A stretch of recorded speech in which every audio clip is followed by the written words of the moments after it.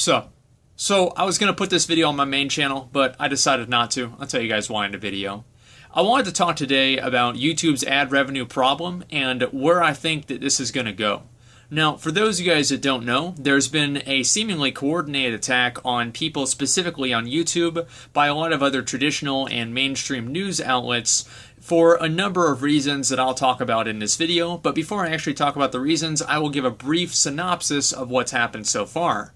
And I'm just going to be talking mostly about the PewDiePie controversy because that's what's most relevant at this point, and also that's what a lot of people might remember. PewDiePie, as a lot of people know, is a really big, important guy on YouTube. The most subscribers, he gets tons of views. It's like everybody knows who he is. So I don't even know why I'm explaining it, but there you go. He's made videos over the course of the years, and obviously he's made funny videos, and in those funny videos, he's said certain things that are politically incorrect, and the most recent thing that he's done is that he's paid, I think, two guys that look like they could be from a weird Amazon tribe to hold up a sheet of paper that says "I hate Jews." Okay, and of course this is a joke, right? I mean, it's not like PewDiePie's a Nazi. He's like, I'm going to recruit two random guys off of Fiverr to join my cause for the Third Reich. Of course not. It's fucking ridiculous. Everybody knows that it's a joke. Well, and I do really mean that everybody knows, because a lot of people, apparently, I feel like this has been very coordinated, and there's a specific reason why this is happening. Now, what happened after he made that video is he got a lot of backlash from a number of news organizations, such as the Wall Street Journal, saying that he was enabling racism, that he was anti-Semitic, and, of course, the usual litany of words that people throw at you whenever you say or do anything that's politically incorrect. Now, the way that I look at this is that it's fucking ridiculous, and I disagree with it entirely, but I feel like what's going to happen because of this was inevitable to begin with.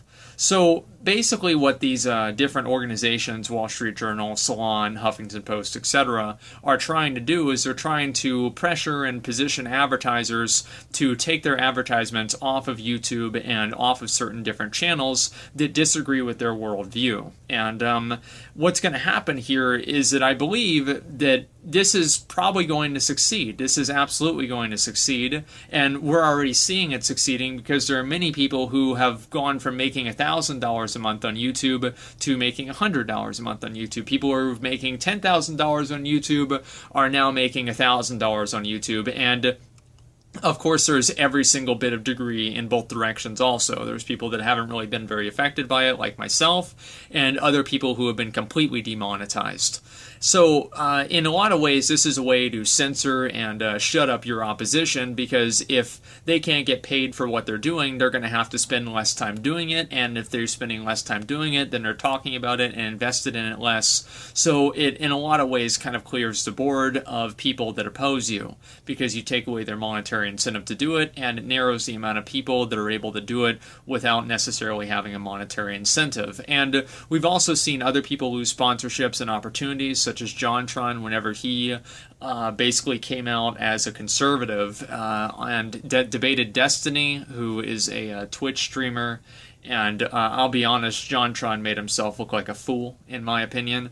But regardless of that, I don't really feel like somebody should lose that many different types of sponsorships over that. And the fact that that's happening is definitely evidence that there are certainly right and wrong things to think in this day and age, which is very disturbing, because at least the idea of free thought and free speech is very alive in my mind, and also in many other people's minds. That's why so many people are upset about this. So what's happened is that obviously many advertisers have pulled out of YouTube. They have, been much more, skeptical and hesitant and apprehensive to put their content on YouTube, their advertisements on YouTube, because they don't want to have some social justice hate mob basically accuse them of enabling racists because their video accidentally showed up on something that was vaguely politically incorrect. And this is pretty much what's been happening for a long time, but as these certain movements, social justice movements and everything gain power and gain momentum, obviously what they say becomes more powerful. But ultimately, I do want to draw a certain point here, is that most of these social justice outrages, nobody really gives a shit, right? Like, what do you think that they're going to do? Like, they see a Coke ad next to something that was, like, bad. And you think they're going to stop drinking Coke? Of course not. It's ridiculous. There's like a huge social media outrage. I see this all the time on like CNN, and like they show the tweet and it's got 12 likes. Get the fuck out of here. Nobody cares. They're just trying to make trouble. And I mean, 24-hour news cycle, that's what you got to do. And what you also have to remember is same websites like Wall Street Journal and everything like that, they're definitely trying to make ad revenue because nobody's going to pay for a subscription for that website. But going back to what I was saying, this is going to be even more the case and even more the problem. And I think that what this is going to spawn out of it, it's going to do two different things. It's going to move into what I'm going to call the third different era of content creation online and monetizing content creation online. We've had the first era in like maybe early 2000s, like from basically Numa Man to up until whenever the YouTube partnership program was created, where people basically just made videos in the internet for the fuck of it. They were all terrible, and it was just complete garbage. And some of them are good, okay, let's be honest, and they have a special place in my heart, but if you compare them to the videos nowadays, the production quality definitely was not there, let's be honest. But after the YouTube partnership program came out, and up until now, and Twitch has kind of been moving towards the third era, in my opinion, that's going to be happening very soon, and these social justice protests and outrages or faux outrages are kind of, I guess like elevating or escalating the need for that to happen. But in between, I'd say like 2006, 2007, whenever they made the partnership program, up until about now, especially on YouTube, content creators have been more or less funded through ad revenue. So that means the more page clicks that you get, the more money you get. And obviously that's created a number of different things like clickbaits and also people trying to be more insular and not basically just try and attract as much attention to their channel as possible without really as much of a, I guess, concern for quality, especially whenever you talk about, like the Huffington Post or, the Washington, any of the newspapers. If you just look at them, many of them are very, very badly put together, at least in my opinion. And so many of the reasons why these articles are so inflammatory, it's like, the gamers are dead and, why Donald Trump is going to be Hitler, why Hillary is going to just start World War III, why all of these articles are so sensationalist is to attract people to click on that article on that page, because on that page there's an ad. So there are two different forces that are going to be moving us out of the ad revenue era, I believe. Number one is going to be the things that I've been talking about here, which obviously advertisers don't really want to be associated with somebody that's controversial. Corporations are more or less amoral. They don't really have good morals or bad morals. They just try and do whatever is best for the investors, which is usually trying to make as much money as possible, which also ties into something that's been increasingly more of a problem, I believe, but if for nothing else more of a presence, is advertisers and companies are using altruism and different social causes in order to further their brands. Recently you had like the Pepsi thing with Kylie Jenner.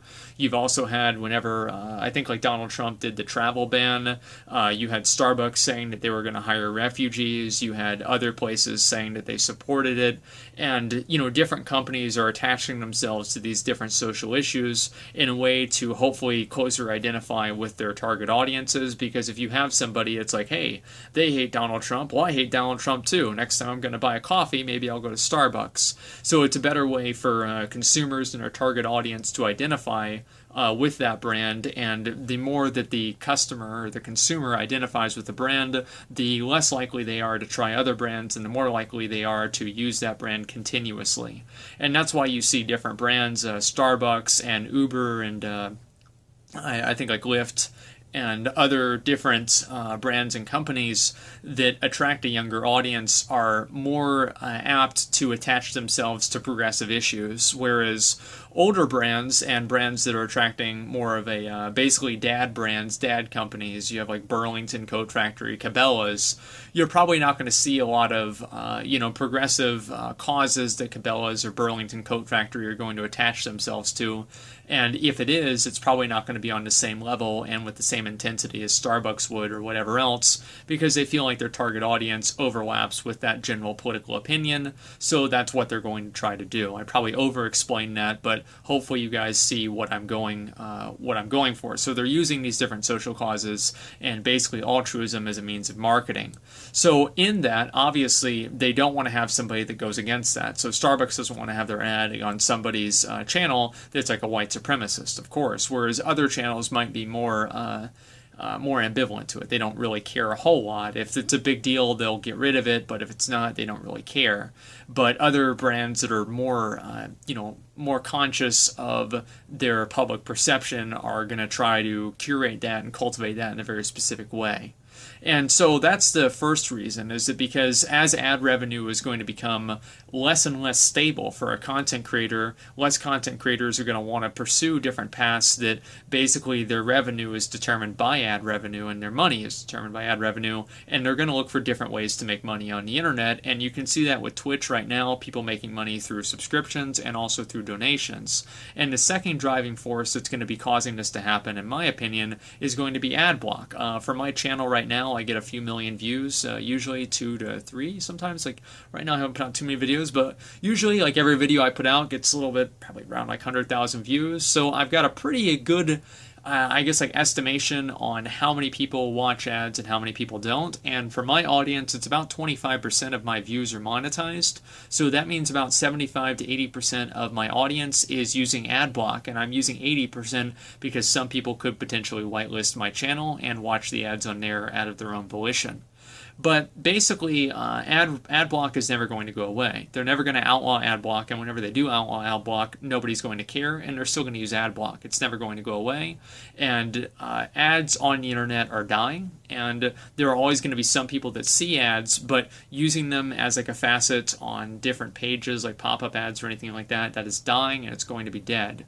What things are transitioning to is having content creators funded directly through their audience. And I believe this is going to be probably the most stable thing for people to do, and it also is going to allow them to invest entirely in their content.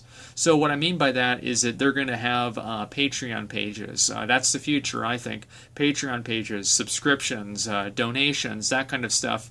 And the whole era of ad revenue and people being beholden to different like things through ad revenue is going to slowly fade away. It will always be around, but I do believe it will slowly fade away, and these social justice movements to demonetize and deplatform people are only accelerating that process.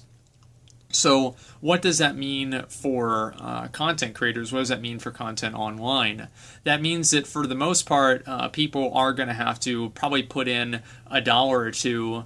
I don't really know how much premium content this is going to create. Premium content usually doesn't go very well online, even if it's very good. Most people do not like to pay for content online, but you're probably going to have at least some way to get people to pay for it. I don't know how exactly it's going to happen. Probably just more, like at the end of the video, like, oh, please subscribe to me on Patreon, etc. Please consider supporting the channel, etc. That kind of stuff I think is going to be more prevalent. And also the main problem that I think this is going to cause is it's going to cause people to be very, very specific in what they say and what they do. And it's going to make online content more of an echo chamber than it is right now, because whenever people are funded directly by their audience and not through their views, their audience determines their income. So if they say or do anything that they think would conflict or basically upset their audience, they're not going to put that out, because that could potentially make them lose money directly. So there are going to be negatives for this, but I do believe that the positives will outweigh the negatives, and I think that making content creators less dependent on ad revenue is going to be positive for everybody, except for the people that feel like they hold the keys to both morality and also the license to be able to make money online, which is why so many people are moving away from YouTube and onto Twitch if they're gamers, and also moving to different ways of making money like Patreon, etc. So that's what I think is going to happen. I'm curious to hear what you guys think, but that's my opinion. Anyway, guys, thanks a lot for watching, and peace.